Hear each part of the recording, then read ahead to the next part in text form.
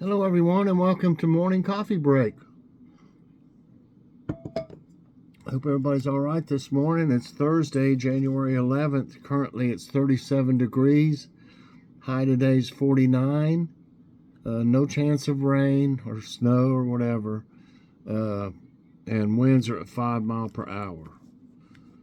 But it's going to get cold. I think in the forecast for like the extended forecast for Monday. Right now, they're calling for 6 degrees. But it may change by then, but it'll probably be cold, anyway, even if it doesn't get to 6. We'll see what happens. Lots of times it changes, by the time you get to it, and when they have these extended forecasts. Okay, today we finally got to Aldi, so I've got a huge Aldi haul today. Got some really great items in there, and you definitely want to check that out. That's our really, I'd say the bulk of our groceries we usually get at Aldi. Sometimes we'll end up getting stuff at Walmart if we go there. And we hadn't yet, so I don't know if we will this month. But did get a huge Aldi haul in there. Okay, jokes of the day. I just found one that I liked here.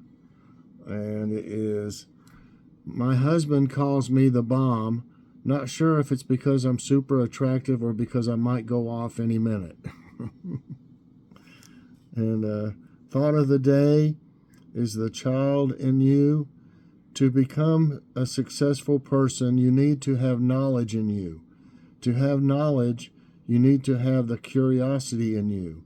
To have the curiosity, you need to have the child in you. It's interesting. Okay. Now, where was the one I was looking at just a little while ago? Okay, let's see what this is. I might not do as good in this. I don't know. It's which of these technologies was invented first? Is the first question. Let's see. I need to go to the take quiz. Okay. Which of these technologies was invented first? Steamboat, railways, internal combustion engine, telegraph. Steamboat. Was railways around? I think steamboats were around before railways. I could be wrong on this one. Steamboat. No, it is railways, so I missed my first one. Railways existed as early as 1550 in Germany. These pathways of wooden rails called wagonways were the beginning of modern rail transport, making it easier for horse-drawn wagons or carts to move along dirt roads. Wow. Missed the first one, but I did talk myself out of it. Which of these buildings is the oldest? Colosseum, Luxor Temple, Parthenon, Great Pyramids of Giza. Parthenon's old, but I don't think it's going to be older than the Great Pyramids. I'll go with Great Pyramids. Yeah. The Great Pyramid of Giza is an ancient Egyptian pyramid that is the largest of the 3 pyramids of Giza, located on a rocky plateau on the west bank of the Nile River in northern Egypt. It was built by Khufu, the second king of Egypt's 4th dynasty, and was completed around 2560 BCE. Wow. Which of these was invented in ancient Mesopotamia? Bicycle, clock, wheel, compass. I don't know if it was the wheel. If it was the wheel, the bicycle would come after that.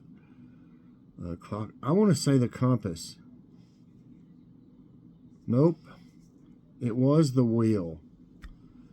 One of the most important inventions of Mesopotamia is the wheel. It consists of a mechanical piece of a circular shape that rotates on an axis. It is straightforward but tremendously useful. Okay, so I learned something there. Okay, which president made Martin Luther King's birthday a holiday in 1983? John F. Kennedy, Jimmy Carter, Ronald Reagan, George H.W. Bush. Now, it seems like we had something that was about this. Now, what was it? I think it was Jimmy Carter. Could be wrong again, but nope. No, it was Ronald Reagan. I bet that's what it was about, it being Ronald Reagan.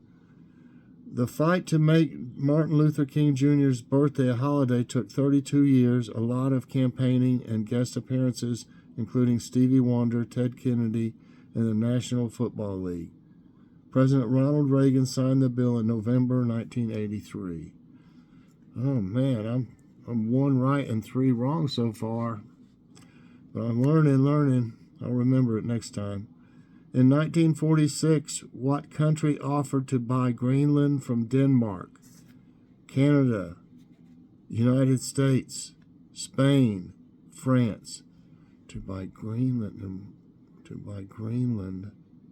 from Denmark. Up in 1946. Wow. I would think it would be Canada. Let's see. Canada. Nope, it's the United States. Man. The United States in 1946 proposed to pay Denmark $100 million to buy Greenland after flirting with the idea of swapping oil-rich land in Alaska for strategic parts of the bleak Arctic island. Well, the $100 million was to be in gold. And the United States ended up with the military bases it wanted anyway. Oh, man. The invention of what in 1867 made Alfred Nobel famous?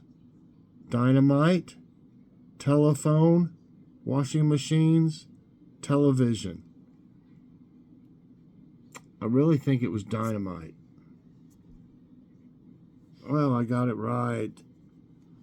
In the 18th and early 19th centuries, the growing understanding of gases and the reactions that produce them was of great importance to modern industrial society. Not least was the production of explosives. By the mid-19th century, much more powerful explosives were being created and treated various organic substances with nitric acid. Among these new explosives was dynamite, a stabilized form of nitroglycerin invented in 1867 by Alfred Nobel. So wow, it was after the Civil War. Okay. Which of the following presidents was the shortest? And I think we've done this, and I can't remember. I don't remember if I can. James Madison, William McKinley, James K. Polk, and John Quincy Adams. I want to say I'm not doing so great, but like I said, I'll remember ones that I miss most of the time. I want to say James Madison. That's right. A record of the heights of the presidents of the United States and presidential candidates is useful for evaluating what role, if any, height plays in presidential elections. Let's see. The tallest U.S. president was Abraham Lincoln at 6'4", and the shortest was James Madison at 5'4".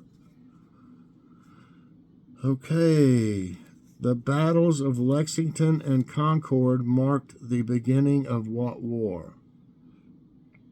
American Revolutionary War, War of the Oranges, never heard of that, Napoleonic Wars, Wars of the Roses.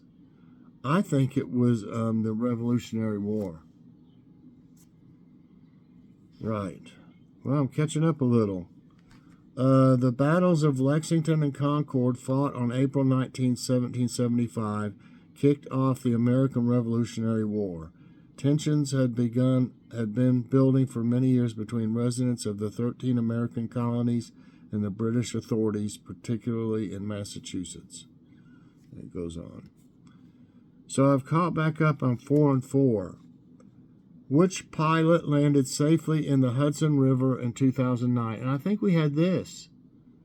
Joseph Kittinger, Mary Wallace Funk, Chesley Sullenberger, and Chuck Yeager. And it's Chelsea Sullenberger. We had a question something about that before. And that's right. On January 15, 2009, pilots Chesley Sullenberger and Jeffrey Skiles safely guided their disabled airplane to a safe water landing in New York City's Hudson River. One more, 5 right and 4 wrong. Which of these women was a presidential candidate back in 1872? And I think we've had this, but I'm not for sure.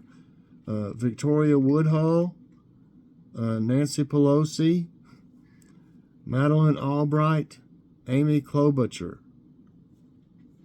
So I don't think it's Pelosi or Albright. So I'm not for sure. I'll go with Victoria. That's right. Victoria Woodhull was one of the 19th century's most colorful characters. She was a woman's rights and suffrage advocate, a popular public speaker, and a newspaper publisher who introduced American audiences to the works of Karl Marx, the first woman to operate a Wall Street brokerage firm, and the first female presidential candidate in 1872. So I ended up with 6 right and 4 wrong. I kind of made a comeback there at the end. But that was interesting. And like I said, I definitely learned something today. So I hope y'all did too. And I hope you enjoyed today's morning coffee break. And if you did, I hope you'll press that like button. Also subscribe if you haven't already, and share this out. And hit that so you get all my videos as soon as they come out. Everybody, I hope you have a fantastic day. And definitely check out the huge Aldi haul later on today, everybody. So have a great day, and God bless.